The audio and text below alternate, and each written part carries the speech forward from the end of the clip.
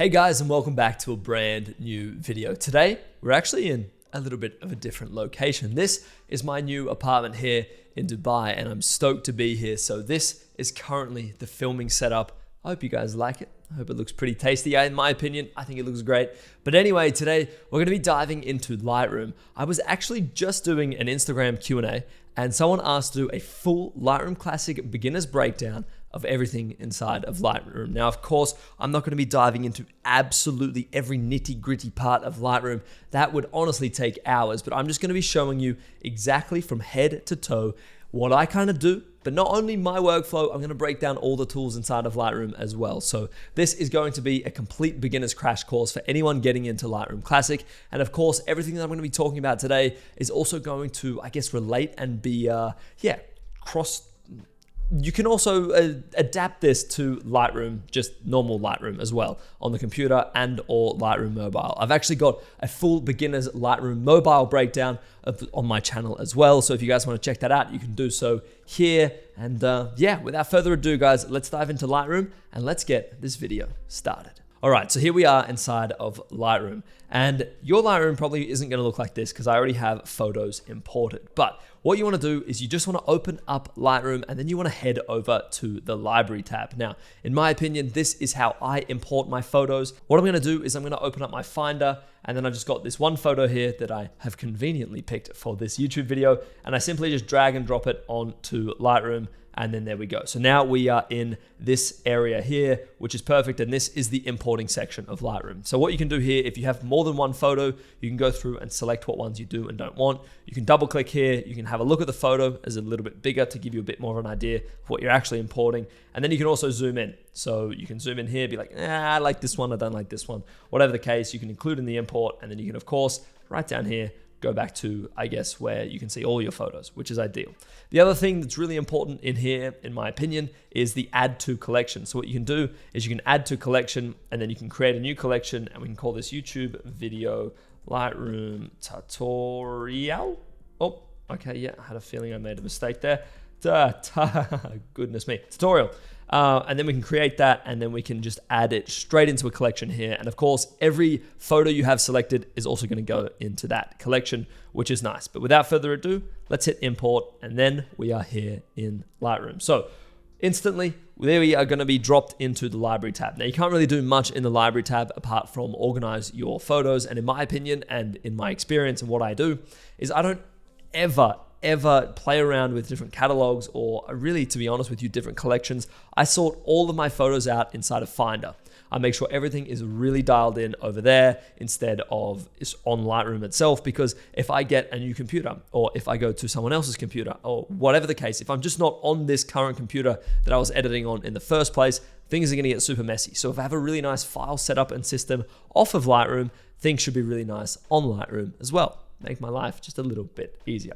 But anyway, here we are in the library section here. And as I said, this is pretty much just where you can sort your stuff out here. But we're not gonna really bother with much of that at all, purely for the fact, like I said, I organize everything over in Finder. So what we wanna do here is head over to the Develop tab, and this is where things get spicy. So you can see on your right here, we have all of the settings here. And to be honest with you, this is if this is the first time you're opening Lightroom, this is actually gonna be a little bit smaller. Now, something that I do on Lightroom all the time is I make this as big as possible. This is purely because I can have a whole lot more, I guess, control over the sliders here versus if they're just real tiny ones here. And it really makes a very, very small difference to the image size. Of course, it's gonna be different if you're shooting in a landscape horizontal format, but if you're shooting vertical, make it as big as possible and you're more or less good to go. Okay, so now we're gonna dive into all of the settings in Lightroom. So we're gonna go down all of these, all here, and I'm gonna dive into absolutely every single one and what they do. But before I do that, I just wanna let you guys know that, to be honest with you, I don't really edit like this. I'm gonna show you exactly how I edit. Usually, 9 times out of 10, unless I'm making a YouTube video covering my full Lightroom editing workflow, I head over to my presets and I will just dive into any one of my master collections or the colorways. This is definitely going to be more suited towards the master collection side of things. I'm going to dive into portraits here. Let's have a look and see what we've got going on here. These are looking very, very tasty. A little bit blue on that one. All right, I think I like portraits 1. I think that looks tasty as, and as you can see here, now we're just gonna dial in some of these other settings, maybe add a little bit of contrast, increase the overall exposure, maybe decrease the highlights just a little bit. And then we actually might just add a little bit of a gradient filter around my girlfriend here. There we go. Boom, before, after, edits done, export. Of course, that's not what I'm going to be showing you today, but if you guys do want to speed up your Lightroom editing workflow like no tomorrow, you can do so by checking out my Lightroom presets linked in the description below. And if you use this code at checkout, you'll pick yourself up a cheeky little discount. But anyway, we are going to be closing the preset tab for now. And if you guys do make a mistake on your edit or whatever, you can actually just hit reset and boom, you're good to go. All right, so anyway, let's dive into the basic tab. So the basic tab here is where you're gonna be controlling pretty much the light and contrast of your image. Also the color, white balance, the tint, all that kind of stuff. So first of all, with the white balance, this is pretty much just going to let you put it into a bit more of a blue if you shot with a wrong white balance, and it's also gonna make you a little bit warmer if you shot with the wrong white balance. Again, if you do want Lightroom to just kind of take care of this for itself, you can hit this little dropper here, click something that's supposed to be pure white. So if we click the shirt here, boom. It doesn't work all the time, but it can get you to a fairly good base. In my opinion, I nailed the white balance. If anything, it's probably a little purple, but that's it. We're just gonna dial that back a little bit, literally -1, -5, whatever the case, we're just gonna dial that back a little bit. That is white balance. Next up, we are going to be into the tone. So here, the exposure, this is pretty much just the brightness or how dark you want your image to be. It's gonna affect the whole thing. Everything from the shadows to the highlights to the whites to the blacks, everything is going to be affected here. Then we also have the contrast, which is going to once again affect the whole image. If you increase the contrast, it's going to make the dark parts darker and the light parts lighter. And the absolute opposite is going to apply. If you decrease the contrast, it's going to make the light parts darker and the dark parts lighter. You can also just double click any slider to reset it. So here, if I double click, it's going to go back to 0, which is very handy. Believe me, you're not stuck there going like, oh, I'm trying to put this back to 0. Okay, got it. You just double click, makes life super simple. All right, now we're getting into a little bit more of, I guess, specific zones where you can control certain things, but we're going to dive into the highlights here. Of course, this is just going to control the bright parts of the image, which 9 times out of 10 is probably going to be your sky. As you can see here, this is just controlling the sky and a little bit of the shirt in the shot. The shadows, of course, is going to be controlling the shadows. We can lift those up, we can drop them down, and as you can see, the sky isn't moving at all. And then we have the whites and the blacks. So if we have a quick look up the top at this weird colorful graph, this is something called the histogram. And what we can do is we can actually hover over the histogram, and you can see that there's these little portions that pop up. So here we have the whites, we have the highlights, we have the exposure, the midtones, we also have the shadows, and we have the blacks. So what we can do here is we can control the blacks and the whites here, and this is pretty much the top end, the absolute brightest part of your shot, the whites, and of course the opposite applies for the blacks, the absolute darkest part of your shot. You really don't want anything touching the corners or the edges of the histogram. If something is touching, it means it's clipping. And what clipping is just when a pixel or pixels are completely black and there's no information apart from it being black. And on the other side of town, if it's on the right side, if it's really, really bright, it's just white and that's it. Nothing more to it. There's no information, no color there whatsoever. So you kind of want to avoid that. Only in very certain situations would you actually want to, I guess, clip some areas. Maybe if you're backlighting a subject and you really want them to be perfectly exposed, you don't really care about the background. But in a situation like this, and 9 times out of 10 in your situations, you really don't want much to be clipping. Another way you can check for clipping versus the histogram up here is you can press J. If we press J and we now drop the blacks, you can see a whole lot of blue is coming up, and that's going to tell us, hey, these blue areas are 100% black, they're 100% clipped. We can Command Z or Control Z on Mac to undo, and then the opposite is going to apply if we can. There we go. Red is going to pop up if the white is clipping. So Command Z, we're back to normal. So pretty much here you can just control if you want a little bit more. So as you can see here, to kind of get a little bit more onto the white side of town, but we don't really want to be pushing it all the way to the edge like this. As you can see, we have a big problem. But if we just increase that a little bit, just so it's not touching there, that looks good to me. And then of course with the blacks, we don't want to push too far. We probably want to increase these just a little bit to take off just that little corner there.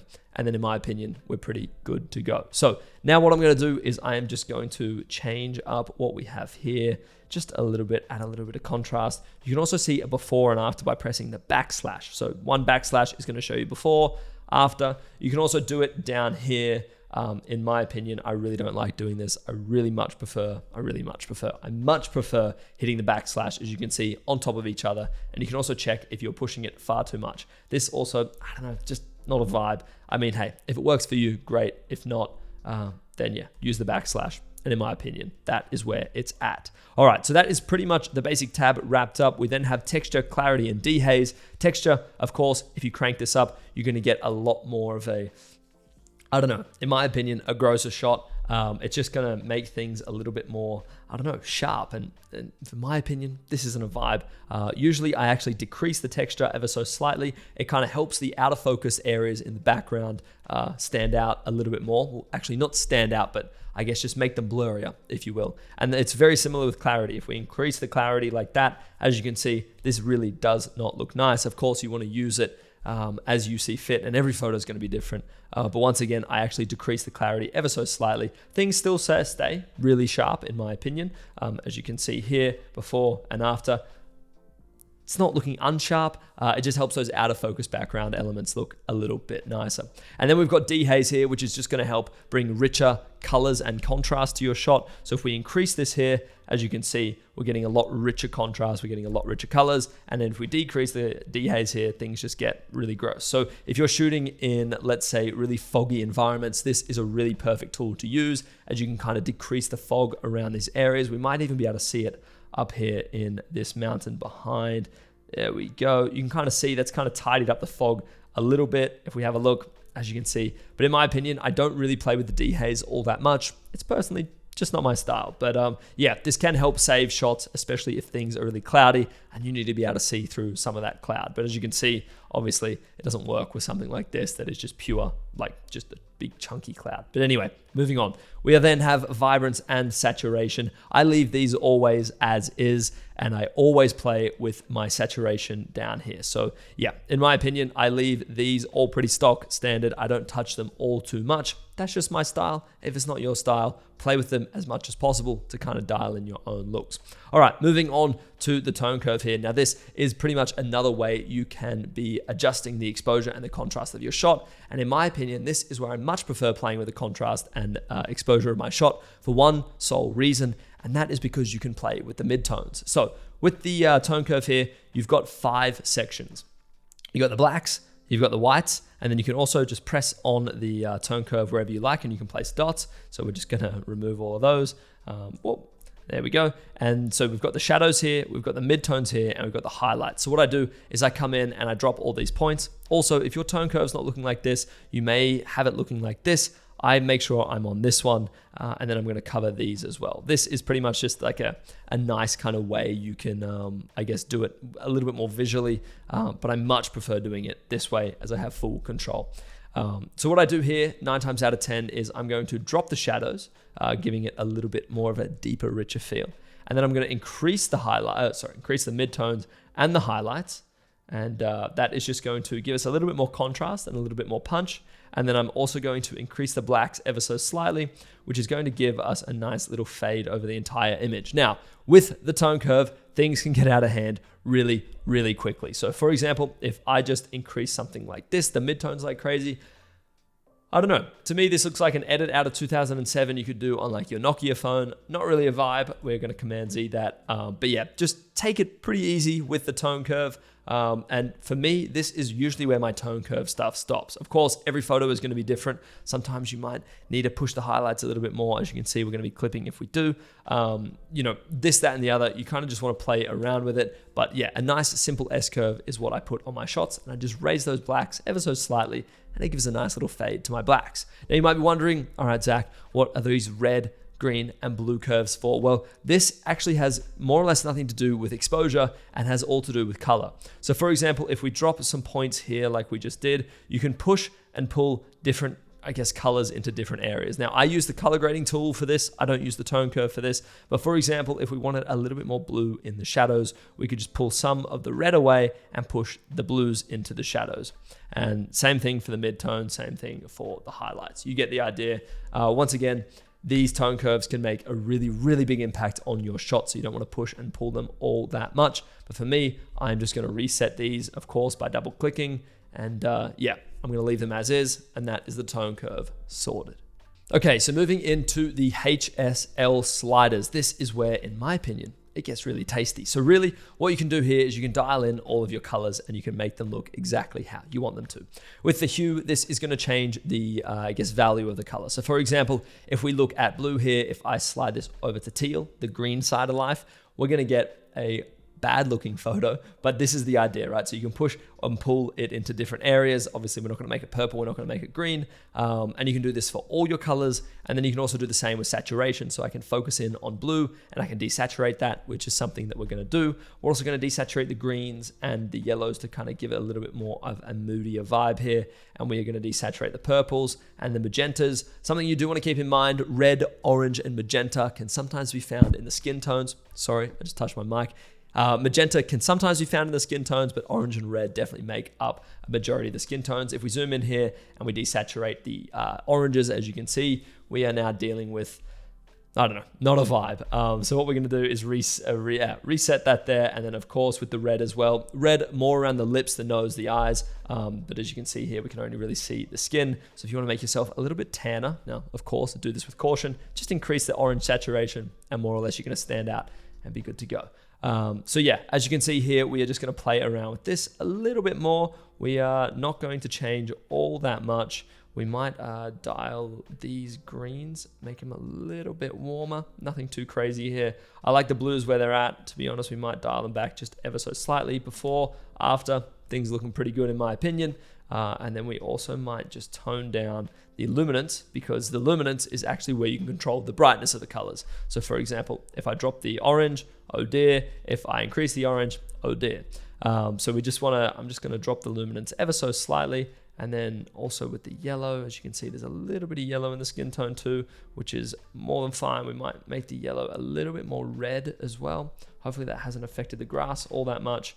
And things are looking fairly good. We might increase the luminance on the green. We definitely know there's no green in the skin tone, but there is definitely green in the grass. So things are looking nice here. And if you also, a little bit of a hack, if you didn't know, you can press this I here, and this is going to turn off the whole tab. So for example, I can turn off the tone curve, and we can turn, oh, you got to hold it now. It used to just be a little slider. You can hold it down, off the tone curve, back onto the tone curve, off all the HSL sliders and adjustments, back on. So yeah, that's a nice way to also keep track of if you're pushing or pulling things way too far. Okay, now moving into the color grading section, which is where I like to put different colors into different zones of my image. So first of all, we're going to start with the shadows. And actually, before we start with the shadows, I want to let you know, you can only see 3 circles here, but if you look closely and you click this one here, you actually get a 4th one. Now this is the global one. So this is just going to add a color tone over the entire image versus just putting it into either the shadows, midtones, or highlights. But what I like to do usually, and especially with a shot like this, which is pretty moody, I'm going to put a little bit of blue into the shadows. And what you can do is you can just set the color tone of where you like, and then you can just dial it back just like this. So we're going to dial this right back. I really don't like making too big of an adjustment here. And then we're also going to put just a little bit of blue into the highlights. And I don't know whether you'll be able to guess what I'm going to put into the midtones, but we are going to put in just a slight amount of orange here to kind of balance all of that out. We're going to dial that back. And you can see before, after, there's actually hardly any kind of change here. As you can see, things are very, very small. But in my opinion, it's just these little, tiny little touches that are going to make a big difference, especially in your style and editing workflow. And then over to the global color grading here, we are going to find a nice blue that we are rocking with, and then dial it all the way back down to pretty much 0. And there we go. Before, after. I can hardly see. Actually, you know what? I can see a bit of a change, and I like it. I think you can kind of see in the background with the mountain and down here as well. We might just add a little bit more blue into these shadows.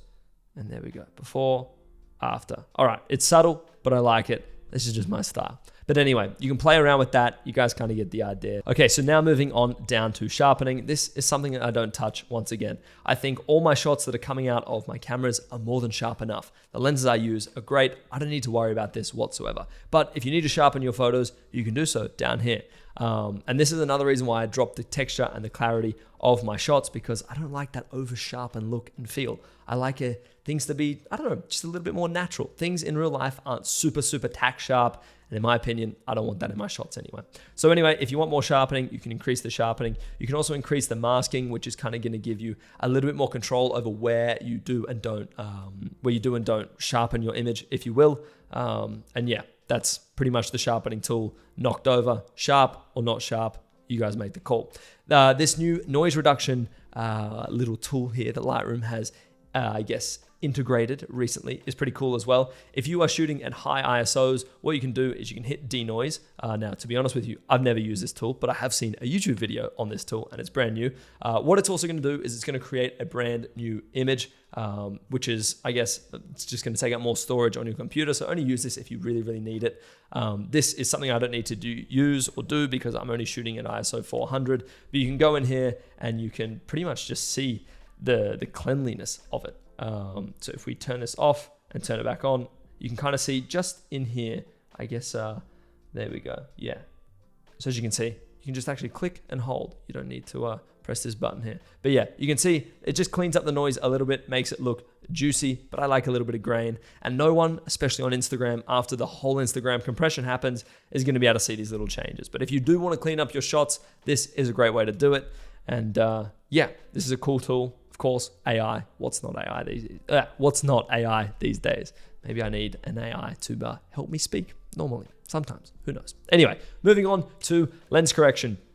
I have this set up so it always just automatically does it for me. But pretty much, as you can see here, I'm shooting with the Canon RF 24-70 f2.8 LIS. And what you can do and what you can see is if I turn this off, we're going to get more vignette and a little bit of distortion in the image. So if I turn this back on, it's going to correct for that. And this will more or less do it for every lens. Of course, unless you're shooting with something super unique, but as you can see, all the Canon lenses are listed here. There's like, I don't even know, there's a lot of them.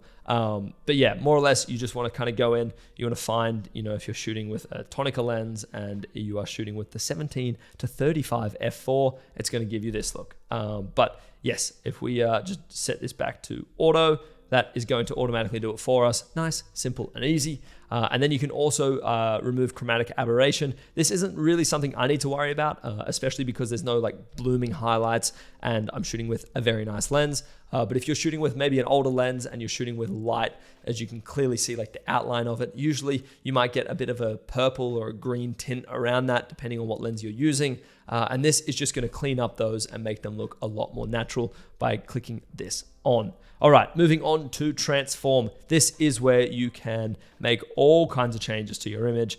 In my opinion, of course, because this shot has a person in it, a subject in it, I'm not going to change it all that much, I should say. But if you're shooting architecture or you're shooting landscape, this is where it's at. So for example, if you want to make buildings look taller or mountains look taller, usually what I do is I come in here and I just increase the aspect. And as you can see, the mountain in the background looks great. But of course, now the person looks, not a vibe. Anyway, I'm going to reset that. And what you can do here is you can also let it do it by itself. So this is also going to correct any incorrect horizons, which is really nice. And yeah, but I'm going to turn this off for now. I like the way it looks. But yeah, you can do a whole bunch with this. If you have like, for example, if you're taking a photo of a building, you can come in here and you can draw a square exactly around everywhere that should be level and horizontal. So you can use like windows and door frames and it will absolutely like change everything, make it look really nice. But yes, obviously I don't need to do that because this is just a simple shot of a mountain and yeah, it's pretty basic, pretty straightforward. Okay, anyway, moving into effects here, you can add vignette and grain in this tab. I do not add vignette in my shots this way. I add it in the radial masking tool, which we are about to go and cover. And then of course, if you like a little bit of grain, a little bit of grit to your photos, you can do so by increasing the grain. But yeah, in my opinion, I like it the way it is. I don't really touch this all that much. so I leave it as is. Okay, and last but not least, in the settings tab of things, we have the calibration sliders, which, yeah, they're decent. They're a little confusing, especially when you're first getting into Lightroom, but let me run you through them real quick. What these are gonna do is this is gonna tell Lightroom, okay, I want every, I guess, blue value to be seen as a little bit more teal and aqua and, you know, then down to green, or you want it to be a little bit more purple. And that is, of course, going to affect other colors and cause a little bit of a chain reaction. So what I usually do here to make things a lot nicer is what I do is I just come in and I make little changes. I go, okay, well, do I want it this way? Do I want it that way? I don't like it that way. That makes not a vibe. So I like it a little bit more this way. And then I'm going to do the same here. Do I like it saturated or do I like it desaturated? I probably like it a little bit more on the saturated side. And I'm going to do the same for the green. I'm going to go this way, I'm going to go that way, just a little bit this way, not a huge change. As you can see here, it's honestly like you don't want to push and pull all that much, because when you do, you're just going to go crazy and things are going to look, yeah, just unrealistic. And in my opinion, at least for me, that's just not the look that I'm after. We might go a little bit this way, and then we're going to have a look here, before and after. Actually, no, that's not even before and after. This is before and after though. So as you can see, all these little changes are gonna add up to something really nice. All right, so that is all the settings out of the way. Let's dive in to the crop, the healing, and the the masks in general. All right, so with the crops, let's crop this for Instagram. First things first, what I'm gonna do is I'm gonna press O, and again, and again, and again, and again, and again, and you can cycle through a whole load of crop overlays. My favorite crop overlay is this one here. I really like it. I find it very easy to kind of line up subjects. And if you want a nice grid over your overlay as well, you can just click on the side and it's going to show you this. This line in the middle that lines up with that little dot, this one here is the middle. So yeah, in my opinion, I like this. What I'm also going to do here is I'm going to crop for 4:5. This is Instagram's crop. I'm going to hit enter and we're good to go. All right, that is more or less the crop tool out of the way. Healing brush, I always make sure it's on heal. I really like this. I prefer it much more. If you're an OG user of Lightroom, which I'm assuming you're probably not, because otherwise why would you be watching this video? The healing tool used to be horrible, so you had to go into Photoshop to do things. But as you can see here, that is it actually hasn't really worked all that well. It's still not that great, but a small little detail like that, no one's really going to notice. So if you need to remove some things, this healing brush, it's not the greatest at all, and just play around, see what one works best for you. And yeah, in my opinion, I do all that kind of stuff over in Photoshop. But the part that I do not do in Photoshop is the masking. And this has gotten crazy, especially over the past few years. So first of all, if you open up your masking tab, this is what you're going to be greeted with. So instantly you can select the sky, which is just going to auto select the sky. Boom, just like that. Of course, it's not always going to nail it first go. And then you can select the background. Let's see what it selects here. Boom, hasn't selected Amanda. And we can select people. Of course, now it's going to select Amanda. And then it's also going to do something crazy here. You can select person, and then it's going to show you what features you can select. This, in my opinion, is crazy. So you can do facial skin, wild, body skin, hair, you name it, clothes. So we can tick some of these and just, yeah, in my opinion, this is wild. This is just a crazy feature and makes things so much easier. And then, yeah, so if I wanted body skin, create mask, done, just like that. But I don't want really any of these masks, to be honest. But what I do want to show you in this mask specifically, let's say you made a mask and so for example, let's say you selected the sky, and as you can see here, it's selected some of the cloud here. Not really all that ideal. What we want to do here is we want to remove that. So we're going to intersect the mask here with a brush. Now, for some reason, I don't know why it's like this, but if I go here, it's going to be weird. I don't know why it does that. So what you want to do is you want to intersect the mask with a brush, and then you hit invert, and now you're good to go. Now you can remove. I don't get it. If someone understands that, tell me why. Let me know. But something else that I always make sure I'm doing is I always have auto mask selected. Of course, unless I really just need to control it and want nothing. Like, I don't want Lightroom to control anything. But this way, it's really nice. And from here, we can kind of control the sky. So what we might do is just increase the exposure a little bit, add a little bit more of a blue tone in there, and boom, we're good to go. Something else I always do, which I mentioned just before, is I will add a radial mask around my image, just like this. I will invert it, and then I will begin dropping the exposure. That's just going to make the subject pop a little bit more. Something else I always do is I will add a little bit of light from the light source, from the light direction the light source is coming from, if that made sense. Just from the side the light is coming in. We're going to increase the exposure ever so slightly. And also, where the hell did it go? We are gonna, wow, this got really complex. This is nice. This is actually a new update right here. So you can add tone curves just to the master area, which is really nice. I actually really like that. It looks banging. All right, we're also gonna decrease the dehaze here, just like that, to kind of sell that look. And then I'm pretty happy with how that looks. Something else that I wanna do that I've just seen, we're gonna add another radial mask here. We are going to just rotate it ever so slightly. We're gonna increase the exposure just like that to kind of clean up that corner over there. And then we might do the same here in this corner. As you can see, I use masks quite a lot. This can get out of hand real quick. And then you also have things like the linear gradient. So say we just wanted a little bit of darkness coming up from the bottom here. We're just gonna decrease the exposure ever so slightly, adding a little bit more depth. And we can also do the same at the top, just like this. Super simple, super easy. Bang, good to go. All right, I also want to cover the brush mask, as this is super, super effective as well. Let's say for some reason Lightroom couldn't dial in their amazing AI masking thing, which is pretty rare, but I don't know. Let's say you had a photo of a phone and it couldn't pick up a phone, right? What you can do here is we can come in and you can just brush over your subject. This is why I have auto mask on. As you can see, the mask is over her nose, right? So it's covering the mountain as well, but Lightroom's like, no, we know you don't want to select that. You know, we know you just want to stay in the lines. It just uses contrast here or uses some AI magic. I don't know how the hell they do it. But either way, this is really, really effective. And of course, you have all of these controls once again. We're going to delete that mask. We don't need it whatsoever. Another thing that I want to show you, another mask, I'm telling you, the masks in Lightroom are just crazy, are the luminance and color ranges. These are dope. So in a luminance range, what you can do here is you can select pretty much dark or light parts of the image entirely. So what we're going to do here is we are just going to dial back all of the dark areas, and we can feather this out just a little bit, just like that, make things look real nice. And what we can do, just increase the exposure ever so slightly. We probably don't want to do that. As you can see, we begin to clip, but that's the idea. Also, overlays, so different mask overlays. You can press O, and that will get rid of the overlay. So it just makes things a little nicer. You know, you want to turn it off, want to turn it back on, make things nice, quick, easy. But that is a luminance range. And then next up, we also have a color range. Let's say I wanted to just select brown, this little brown area. Boom, that's going to select all of that. And what we can do here is we can refine it. So we can make it really just select that area. And as you can see, it really dials in. Or we can just say, hey, be a bit loosey-goosey with it, do your thing. But as you can see here, and then we could make it a little bit more, I guess, bright, if you will. And things are looking pretty darn tasty. But yeah, guys, that actually wraps up Lightroom in a nutshell. That's pretty much it. It's kind of crazy. The masking tool, done. All the settings, done.